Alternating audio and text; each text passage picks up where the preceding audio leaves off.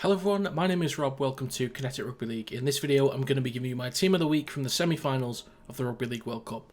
So let's get started. So just to quickly explain how I go about doing this before I get started. Now when we were doing the group stage videos, I had to select at least one player from each nation and one extra player for one of the 16 remaining nations. When we got to the quarterfinals, I had to select at least two players from each nation and one extra player from one of those 8 countries. And now we're at the semi-final video, I have to select at least 4 players for each nation and one extra player from one of the 4 nations.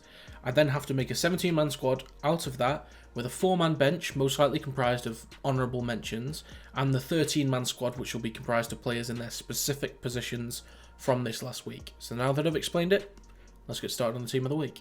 Starting with the fullback position, I'm going to go with Joey Manu from New Zealand. He had 318 metres, 94 post-contact metres, which was both number 1 for New Zealand. He had a try save and a try assist as well, and that's going to be my first pick for New Zealand. Onto the left wing position, I'm going to go with Tommy Makinson from England. He had 189 metres, 82 post-contact metres, both number 1 for England, 9 tackle breaks and 5 conversions. And 2 of those conversions, one being a 2-pointer from a try and one being a penalty, both huge in the context of the game against Samoa. So yeah, he definitely goes in my team of the week, and that is my first pick for England. Onto the right centre position, I'm going to go with Tim Lafai from Samoa. He had 187 metres, 77 post-contact metres, both number 3 for Samoa. He had 2 line breaks, 5 tackle breaks, a try save, and 2 tries, and that's going to be my first pick for Samoa. Onto the right centre position, I'm going to go with Stephen Crichton, also from Samoa. He had 3 conversions, 2 tries, an interception which led to the try, and a drop goal which won the game for Samoa and sent them to the final. So that's going to be my second pick for Samoa. Moving on to the right wing position, I'm going to go with Valentine Holmes from Australia. Now, he had 1 line break, 1 tackle break, 3 kick to fuses, and a try. Now, between all the right wingers of Holmes, Rapiner, Young and Toto, he was the only one to get a try. So I needed to pick someone from Australia. I need to get at least 3 from every nation in the starting 13. And he was the only one on the right wing to get a try. So that made the most sense, and Valentine Holmes is going to be my first pick for Australia. Onto the standoff position, I'm going to go with Jerome Luai from Samoa. He had 2 line break assists, 5 tackle breaks, 3 try assists, and was dangerous all game against England in the semi-final. He was brilliant. Easy decision to make, and that's going to be my third pick for Samoa. Onto the scrum half position, I'm going to go with George Williams from England.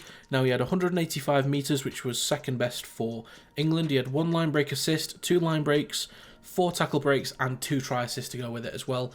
I thought, part of a pretty poor England team, I think he was the most dangerous, most exciting player for England, and came up clutch in the big moments when it kind of counted for them. When he had the opportunities to go big anyway. So yeah, that's going to be my second pick for England. Onto the first prop position, I'm going to go with James Fisher-Harris from New Zealand.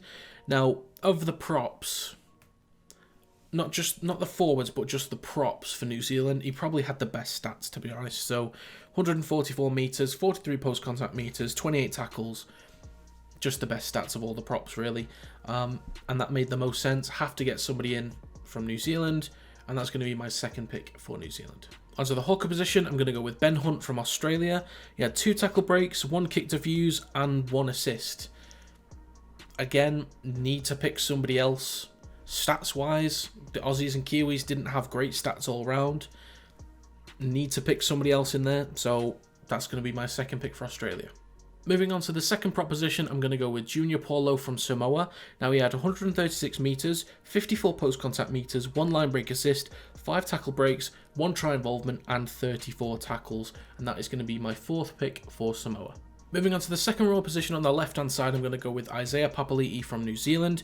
Now, he had 151 metres, 60 post-contact metres, which was second best for New Zealand, 1 line break assist, 3 tackle breaks, and 34 tackles, which was third best for New Zealand. And that is going to be my 3rd pick for New Zealand.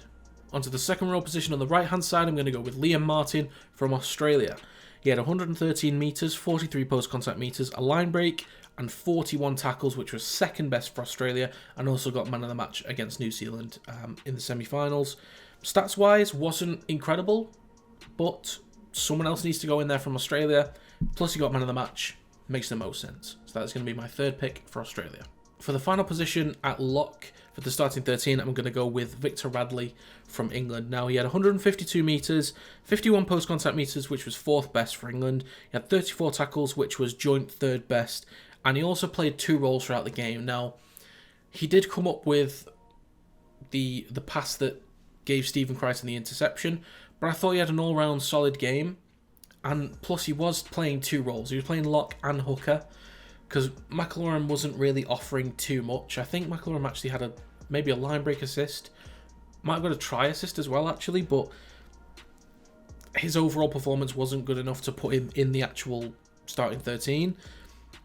So that leaves me with one more player left from England. That had to be Victor Radley. For that one mistake, he had an all-round decent game. And that's going to be my 3rd pick for England.